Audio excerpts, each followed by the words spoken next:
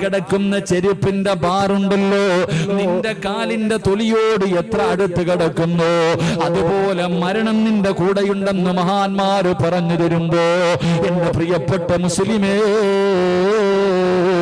എപ്പോഴെവിടെ വെച്ചാണ് മരണം വരുന്നതെന്നറിയില്ല. ഇന്നലെ കണ്ടവനെ ഇന്ന് കാണാത്ത ദുനിയാവാ.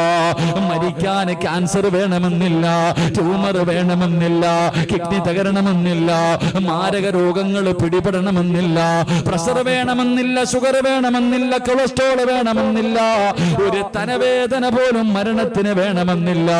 ആരാ പറഞ്ഞത് മാരക രോഗമുണ്ടെങ്കിലേ മരിക്കൂ എന്ന്? ആരാണിത് പറഞ്ഞു തന്നത്?